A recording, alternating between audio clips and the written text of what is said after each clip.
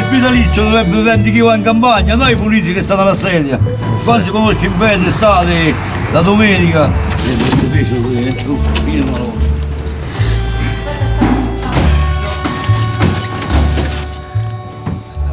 Quindi adesso faremo il calcolo. Vabbè, Gustavo, ma te la vai a ripesare? Sì. No, e vabbè, mi dici, ma no, perché io mi fido benissimo di che sono loro che hanno la bilancia che è sfasata. Andiamo là, pesiamo, che ci vuole? Facci tu da solo. Io devo andare a recuperare una famiglia intera abbandonata sulla pista ciclabile. Con chi state? Con mio padre, che intanto. Allora sì. Quindi siamo in quella fase della vendemmia, diciamo, della stagione in cui fai 3 cose in contemporanea. Raccogli, gestisci le uve che sono in fermentazione, quindi follature e rimontaggi, e cominci a svinare, capito? E oggi è proprio di quei giorni per cui stiamo raccogliendo. Poi dobbiamo fare le follature delle ultime masse, tra cui Mona da Piedi, che ormai è praticamente arrivata. Quindi giusto tenere bagnato fondamentalmente il cappello, perché quando arrivi allo zero non sai più a fare rimontaggi e follature, perché sennò estrai troppo. Allo zero babbo chiaramente, quindi zero di zuccheri, quindi tutto si è svolto. Allora aspetti quei 3-4 giorni prima di svinare, così proprio sei sicuro che è andata a secco, però devi bagnare il cappello, quindi stai lì che un po' fai dei leggeri rimontaggi, delle leggere follature.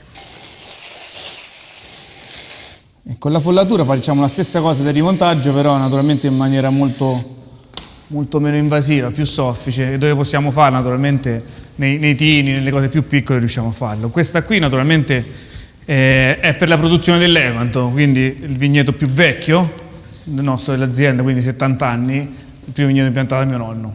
Follatura si chiama, fa la stessa funzione del rimontaggio, quindi quella della rottura del cappello per appunto bagnare le vinacce, quindi tiene sempre a mollo le vinacce nel mosto. Questo è un procedimento sicuramente meno invasivo, ma molto più complesso, insomma, più faticoso.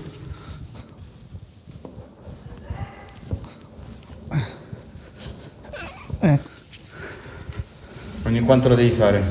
Se ne fa una o 2 volte al giorno all'inizio, è tutto all'inizio, questo è molto faticoso. E comunque si produce anidride carbonica.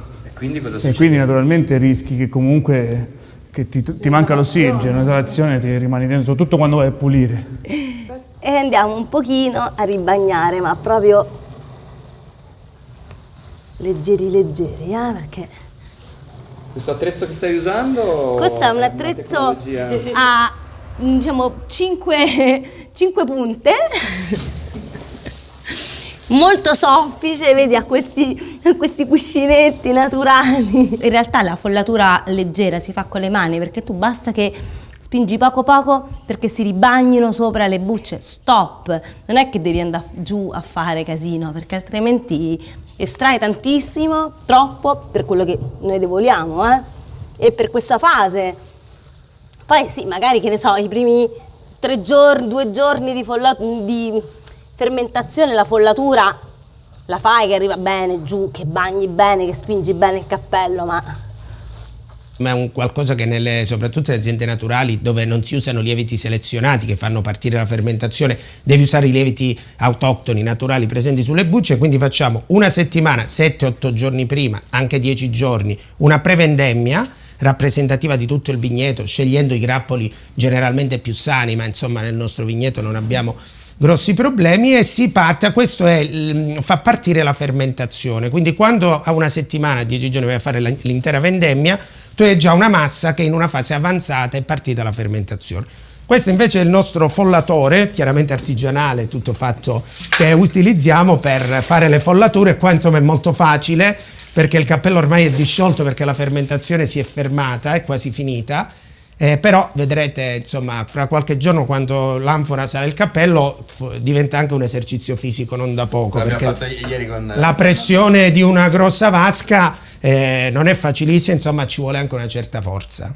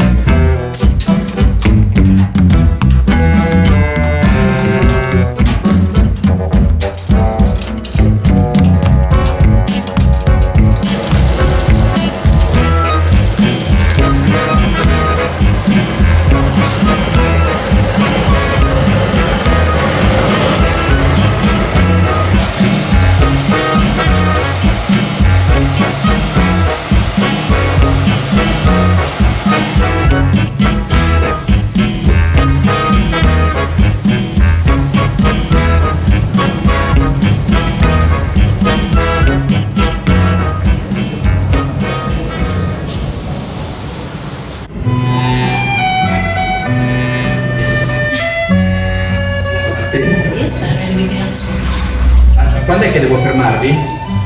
Quando magari arriva qua. Sotto la... ok.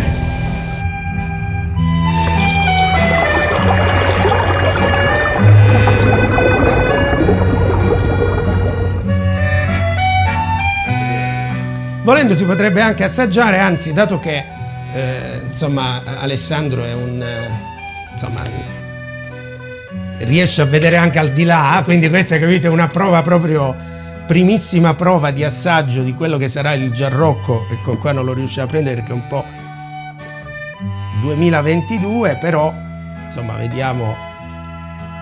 È una sorta di voce di... Alessandro, vedi, sì, questo diciamo, assaggiare i vini in fermentazioni mosti è diverso, però tu riconosci determinate, capiti, profumi, qualche sfumatura già la cominci ad avere. Oh, non è... cos'è? No, aspetta.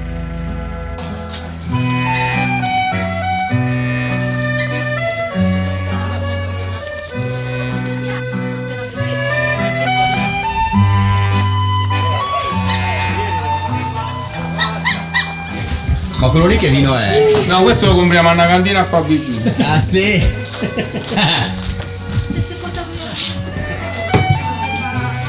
Vino bianco